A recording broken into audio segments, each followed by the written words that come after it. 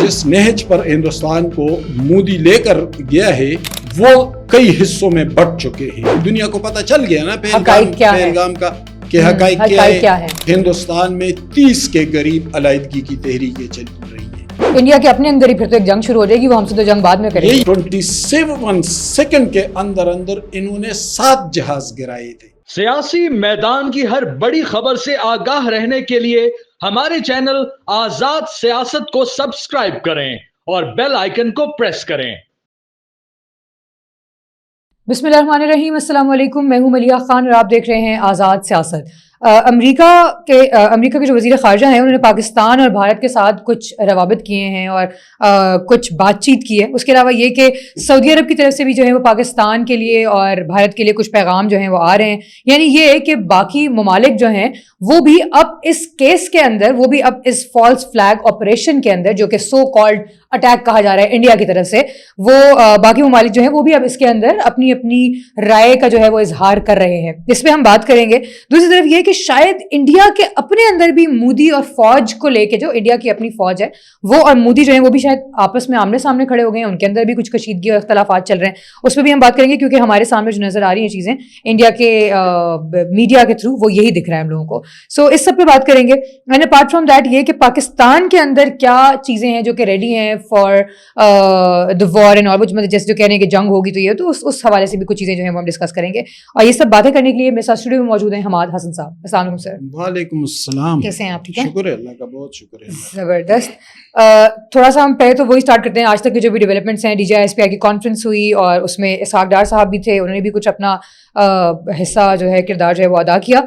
लेकिन अब पाकिस्तान और इंडिया के दरमियान, इस जंग के दरमियान में जो एक चल रही है, उसके दरमियान में बाकी ममालिक ने भी शिरकत करना शुरू कर दी है। ठीक है, अमेरिका, सऊदी अरब, चाइना।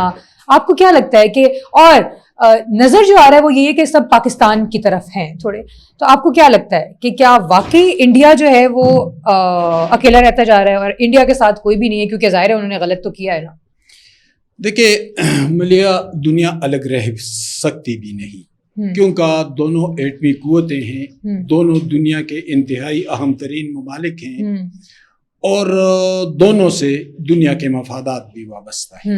यानी वो एक बड़ा इकानमी मार्केट है इंडिया। पाकिस्तान एटमी कुव्वतें खित्ते में उसकी मौजूदगी दुनिया के लिए भी बहुत ज़रूरी है। तो दुनिया तो अलग रह नहीं सकती इससे। लेकिन इस वक्त 2 चीज़ें पैरेलल चल रही है। एक तो मोदी का जुनूनी रवैया कि मैं लड़ूंगा, मैं जंग करूंगा। हाँ, बिल्कुल बिल्कुल। भाई जंग करोगे तो तुम्हें अंदाजा है कि तुम जो कुछ आप कह रहे हैं, आपको जमीनी हकाइक का, ग्राउंड रियलिटीज का आपको पता है? कुछ भी नहीं अंदाजा होगा। नहीं है, तभी तो ये बातें कर रहे हैं। अच्छा, अपनी फौज के साथ अब लड़ने लगाए। यानी जिस नॉर्थ के कमांडर जनरल कुमारा को हटाया है उस पे इंडियन फौज के अंदर शदीद तहफ़्फ़ुज़ात है। अच्छा।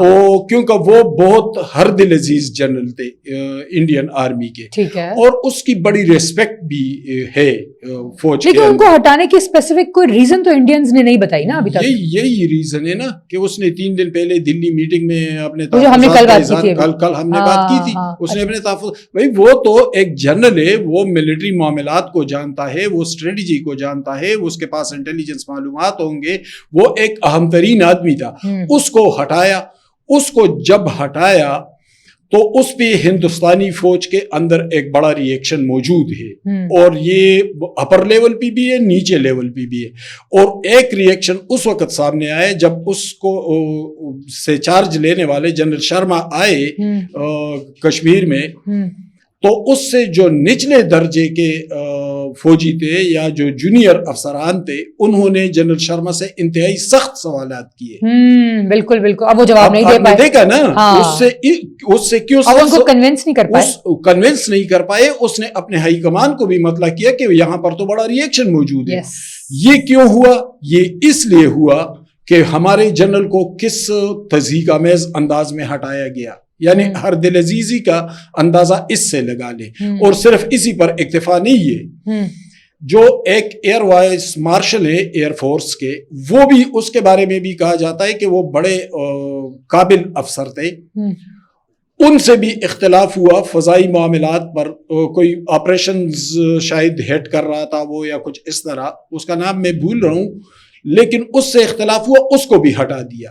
اچھا, تو اس سے آپ اندازہ لگا لے, یعنی ہندوستان کے اندر کبھی مارشل اللہ نہیں لگا, ہم ریئلسٹک بات کرتے ہیں. وہاں پر اسٹیبلشمنٹ کے اثرات سیاست پر نہیں ہے, کبھی بھی نہیں, کبھی نہیں رہے, کبھی مارشل اللہ نہیں لگا, ایک جمہوری ملک ہے. لیکن اس وقت جس نہج پر ہندوستان کو مودی لے کر گیا ہے, تو یہ پہلی بار ہو رہا ہے کہ ایک پولیٹیکل گورنمنٹ اور ملٹری کے درمیان شدید اختلافات اور تناؤ کی کیفیت ہے. آمنے سامنے کھڑے ہوئے. اور آپ کو کیا لگتا ہے, یعنی یہ تو تمام سامنے ہے نا. نہیں, اور اگر ہم لوگ بھارتی پبلک کی بات کریں, عوام کی بات کریں, تو وہ ان کی طرف سے جو ہے وہ بھی کچھ لوگ ایسے بھی ہیں جو ملٹری کو بھی لے کے تھوڑا سا تحفظات رکھتے ہیں. بات تو کر رہے ہیں وہ اس بارے میں کہ اگر وہاں پہ اتنے فورس, اتنے وہ تھے, فوجی تھے, تعینات تھے, سب کچھ تھے, تو پھر یہ کیسے ہو گیا؟ تو وہ لوگ تو دونوں کو ہی غلط کہہ رہے ہیں نا. دیکھیے انڈین میڈیا ملیحہ سارے تو ارناب گوسوامی یا وہ میجر گورایا ٹائپ نہیں ہے نا. یعنی ہمارے ہاں بھی اچھے لوگ ہیں میڈیا میں, برے لوگ بھی ہیں, وہاں پر بھی ایسا ہے, اور عوام بھی, وہاں عوام میں بھی, یہاں پر بے شعور لوگ بھی ہیں, باشعور لوگ بھی ہیں, وہاں پر بھی ایسا ہے, کوئی خاص فرق نہیں ہے. اچھا, وہاں پہ جو سنجیدہ لوگ ہیں وہ سیاست میں ہیں, ایوانوں میں بیٹھے ہیں, یا انٹیلیجنشیا کے لوگ ہیں, صحافی ہیں, دانشور ہیں, عوام ہیں, وہ کئی حصوں میں بٹ چکے ہیں. یعنی ابھی جس کی بات ہم نے کی جنرل کمارا کی, تو اس حوالے سے بھی شدید تحفظات ہیں کہ آپ نے اتنے کمپیٹنٹ, اتنے پروفیشنل جرنیل کو محض اس بنیاد پر ہٹایا کہ اس نے آپ کی رائے سے اختلاف کیا. وہ ایک درندگی پر آمادہ نہیں ہے کہ آپ کہتے ہیں کہ جنگ کریں گے, وہ آپ کو بار بار سمجھا رہا ہے کہ جنگ ہمارے حق میں نہیں جا رہا ہے. ظاہر ہے وہ تو ایک فوجی ہے, وہ تو اپنے ملک کے ساتھ مخلص ہوگا. وہ بار بار سمجھا رہا ہے کہ جنگ ہمارے حق میں نہیں جا رہا ہے, ہلی ایریاز میں وار لڑی جائے گی, ان کی فضائیہ کو بہت برتری حاصل ہے, ان کے پائلٹس جو ہے وہ بڑے ٹرینڈ ہیں, ان کے پاس ٹھیک ہے ہمارے پاس رفیل ہے, لیکن ان کے پاس بھی J-17 تھنڈر ہے, ان کے پاس J-10 ہے, ان کے پاس جدید ترین ٹیکنالوجی ہے. تو کہتے کہ اس کے نتائج اچھے نہیں نکلیں گے, اور پھر تکنیکی طور پر اس نے کچھ چیزوں پہ بریف بھی کیا کہ یہ نہیں ہونا چاہیے, اس کو ہٹا دیا, ایئر وائس مارشل کو ہٹا دیا, نہیں میں جنگ کروں گا. تو جب ایک آدمی اس طرح, یعنی آپ دیکھیں ملیحہ جس دن پہلگام واقعہ ہوا اس دن انڈیا کی فضا کیا تھی اور آج کیا ہے, کتنی ڈویژن آ گئی ہے. بالکل, تو سب کو اپنا مخالف بنا لیا ہے. یعنی جنگ کے خلاف ایک مضبوط مزاحمت سامنے آنے لگی ہے. اور عالمی سطح پر ملیحہ آپ دیکھ لیں, جب پہلگام واقعہ ہوا تو ٹھیک ہے, ٹرمپ نے, پوٹن نے, جرمن چانسلر نے, اقوام متحدہ کے انتونیو گوتریس نے, ان لوگوں نے اسے فون کیا. ہوتا ہے یہ عام طور پہ بھی ہوتا ہے, پوری دنیا میں ہوتا ہے, ایک رائج دستور ہے. لیکن اس کے بعد کیا ہوا, کتنی خاموشی چھا گئی ہے پوری دنیا کی طرف سے. گویا دنیا کو پتہ چل گیا نا پہلگام کا کہ حقائق کیا ہے, کہ اصل حقائق کیا ہے. تو جب آپ اس طرح سیاست کریں گے, جب اس طرح کے آپ معاملات چلائیں گے, تو پھر تو آپ اپنے ملک کو بھی تنہا کریں گے, اپنے ملک کو ڈیوائیڈ بھی کریں گے. اور میں ایک اور بات آپ کو بتاؤں, اگر یہ صورتحال آگے بڑھی, ہم چلو چھوڑ دیتے ہیں جنگ کو, پاکستان کو تو وہ اپنا دشمن سمجھتا ہے. اس وقت ہندوستان میں 30 کے قریب علیحدگی کی تحریکیں چل رہی ہیں, لیکن ان تحریکوں کو کس چیز نے پیچھے دھکیلا تھا؟ ان کی جمہوریت نے, کہ کم از کم ڈیموکریسی تھی, تو اس ڈیموکریسی کی وجہ سے وہ تحریکیں طاقت نہ پکڑ سکی. اب اگر یہ ڈویژن ہو گئی ان کی سیاست میں, ان کی سماج میں, ان کے ملک میں, تو پھر وہ تحریکیں بہت زیادہ طاقت پکڑ جائیں گی, اور پھر انڈیا کی ڈس انٹیگریشن کا خطرہ بڑھ جائے گا. تو یعنی ہر طرف سے اگر دیکھا جائے تو انڈیا ہی ہے جس کے, انڈیا یہ جو پکڑ میں آ رہا ہے, مطلب ان اینی آف دا وے یہ اٹیک کر کے, تو میں کہتی ہوں وہ خود ہی پھنس گئے. بہرحال پھنس تو وہ گئے ہیں, خود پھنس گیا ہے بہت بری طرح. انڈیا آئسولیشن میں جا رہا ہے دن بدن, ملک کے اندر انارکی پھیل رہی ہے, فوج کے اندر پہلی بار مخالفت فوج کی سامنے آنے لگی ہے. یعنی دیکھا نا جنرل شرما جب آئے اپنے اندر ہی تھوڑی سیپریشن ہوتی دکھائی دے رہی اور اگر یہ معاملات آگے چلے تو جو سیپریٹسٹ موومنٹ ہیں 30 کے قریب وہ پھر طاقت پکڑ جائے گی. انڈیا کے اپنے اندر ہی پھر تو ایک جنگ شروع ہو جائے گی, وہ ہم سے تو جنگ بعد میں کریں گے. یہی اگر مودی اسی طرح کرے گا تو پھر ظاہر ہے یہ نظر تو آئے گی یہ چیزیں. لاسٹ ٹائم حماد صاحب آپ بات کر رہے تھے کہ ہماری جو فوج ہے پاکستان کی جو فضائیہ بیسیکلی اگر ہم بات کریں اسپیسیفکلی اس کو خاصی برتری حاصل ہے انڈیا کی بنسبت انڈیا کے. تو I was just thinking of it کہ کس چیز پہ آپ کہہ رہے تھے, کس بنا پہ, کس کانٹیکسٹ میں آپ یہ بات کر رہے تھے کہ کیسے برتری حاصل ہے؟ مطلب ٹھیک ہے برتری حاصل ہوگی لیکن ان کی فوج بھی کم تو نہیں ہے اور ہماری فضائیہ بھی آبویسلی, لیکن کس بنا پہ برتری حاصل ہو سکتی ہے؟ آپ نے بہت اچھا کیا کہ یہ سوال پوچھ لیا, کیونکہ کل میں نے صرف یہ کہا تھا کہ برتری حاصل ہے, ایکسپلین نہیں کیا. بالکل یہ آپ نے بڑا اچھا کیا کہ آپ نے اس کو یاد رکھا اور یہ سوال پوچھا. دیکھیں ملیحہ, تاریخی طور پر ہم دیکھیں گے 1965 وار لڑی جا رہی تھی تو ایئر مارشل اصغر خان مرحوم وہ اس وقت ایئر فورس کو لیڈ کر رہے تھے, خود جہاز اڑاتے رہے, خود محاذوں پر جاتے رہے, اور اصغر خان ایک دیومالائی کردار بن گئے تھے 65 وار کے. جس طرح میجر عزیز بھٹی بن گئے تھے اسی طرح زندہ لوگوں میں اصغر خان بھی بن گئے تھے, اور ان کی مقبولیت کا اندازہ آپ اس سے لگا لیں. 65 وار ختم ہو گئی, 70 میں الیکشن ہو جاتے ہیں, اس دوران اصغر خان ریٹائر ہو جاتے ہیں, بھٹو مقبول ترین لیڈر بن کر سامنے آتے ہیں, پرائم منسٹر بن جاتے ہیں, تو ان کے مقابلے کے مقبول ترین لیڈر پتہ ہی کون ہے؟ اصغر خان بن جاتے ہیں. اصغر خان اتنے ڈیشنگ تھے, اتنے کرزمیٹک شخصیت تھی ان کی, کیونکہ وہ 65 کے ہیرو تھے, پائلٹ تھے بنیادی طور پر, اور وہ لوگوں میں اتنے زیادہ مقبول تھے کہ جتنا اینٹی بھٹو ووٹ تھا تحریک استقلال, آپ کو پتہ ہے نواز شریف بھی تحریک استقلال میں تھے, اعتزاز احسن بھی تحریک استقلال میں تھے, اکبر بگٹی بھی تحریک استقلال میں تھے, یہ سارے بڑے بڑے لیڈر اس وقت تحریک استقلال میں تھے. یعنی اس کو اور تحریک استقلال کے چیئرمین جو تھے وہ اصغر خان تھے. تو اصغر خان ایک پائلٹ کی حیثیت سے, جس طرح عمران خان ایک کرکٹر کی حیثیت سے کرزمیٹک بن گئے تھے, اسی طرح اصغر خان ایک پائلٹ کی حیثیت سے. پھر اصغر خان کے بعد نور خان آتے ہیں. نور خان قومی اسمبلی کے ممبر بھی رہے, فیڈرل منسٹر بھی رہے, بہت مقبول تھے, چکوال سے ان کا تعلق تھا.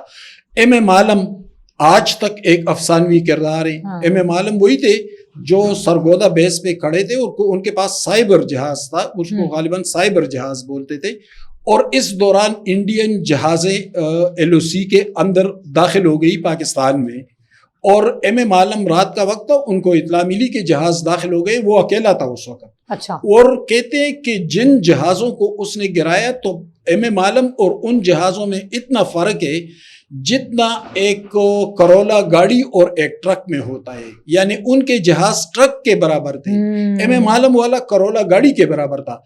یہ گیا ہے, اور غالباً 27 سیکنڈ کے اندر انہوں نے 7 جہاز گرائے تھے. اچھا. سارے کے سارے گرا دیے تھے ایم ایم عالم نے, اور واپس ایئرپورٹ پر صحیح سلامت اترا بھی تھا اپنے ایئر بیس پہ. وہ ایک افسانوی کردار بن گیا تھا. تو یہ تو ہمارے پائلٹوں کی تاریخ ہے. اور ابھی یہ بالاکوٹ میں دیکھیں نا, وہ کیپٹن احسن تھا یا کیا نام ہے, وہ جو کامرا سے جہاز اڑا کر لے گیا تھا, 90 سیکنڈ کے اندر پہاڑوں کے اوپر گرا دیا تھا. تو ہمارے جو فضائیہ ہے اس کے اندر بہت پوٹینشل ہے, اور وہ اس میں ایک حیرت انگیز مہارت ان کو حاصل ہے, وہ انڈیا کو حاصل نہیں ہے. اس لیے میں کہتا ہوں کہ اگر جنگ کا رخ چونکہ کشمیر کی طرف ہے, اگر اس طرف جنگ لڑی گئی تو پھر انڈیا کو بہت بڑے مشکل کا سامنا ہوگا. لیکن جنگی فضا کے ساتھ ساتھ ایک بات ہم کریں, امن کے لیے بھی کوششیں تیز ہوتی جا رہی ہے. جس طرح آپ نے سوال کیا نا کہ انڈیا, تو جو میرے انفارمیشن ہے تو فرانس, برطانیہ اور روس کے سفیروں نے, ان کی قومی سلامتی کے مشیر اجیت دول, یہ بہت بااثر آدمی ہے انڈین میں, اور ان کے وزیر خارجہ روی شنکر سے ان کی ملاقاتیں ہوئی ہیں. امریکی اسٹیٹ ڈپارٹمنٹ کی ترجمان نے کہا کہ ہمارا وزیر خارجہ جو ہے یعنی امریکی وزیر خارجہ وہ پاکستانی اور انڈین وزرائے خارجہ کے ساتھ فون پر بات کریں گے. اور پھر امریکی ناظم الامور نے کل اسحاق ڈار صاحب کے ساتھ ملاقات بھی کی ہے. جبکہ نواز شریف کا ایک اثر ہے انڈیا میں بزنس کمیونٹی میں, سیاستدانوں میں. مودی ان کے گھر آئے تھے شادی پہ, تو ایک اثر تو کہتے کہ ایک خاموش ڈپلومیسی وہاں پر بھی ہو رہی ہے. یعنی پیرالل چل رہے ہیں, جنگ کا امکان بھی ہے اور امن کے لیے بھی, لیکن امن کے لیے ہی زیادہ کوششیں کی جا رہی ہیں اور کرنی بھی چاہیے, ظاہر سی بات ہے, کیونکہ جنگ کو تو کوئی بھی نہیں سپورٹ کرے گا اور ہونی بھی نہیں چاہیے. لیٹس سی کیا آگے فردر ڈیولپمنٹس ہوتی ہیں. اور بہت شکریہ آپ کے وقت, کیونکہ پوڈ کاسٹ کا ٹائم ختم ہو گیا اور اب ہمارا پوڈ کاسٹ نیکسٹ ویک ہوگا حماد صاحب, تو ہمیں ٹائم مل گیا ہے تھوڑا, کیونکہ اب ہم دیکھیں گے کہ کیا فردر ڈیولپمنٹس ہوتی ہیں اینڈ دین انشاءاللہ ول سی. باقی اپنا بہت سارا خیال رکھیے گا. پوڈ کاسٹ کا وقت ختم ہوا ہے, مجھے اجازت دیجیے, اللہ حافظ.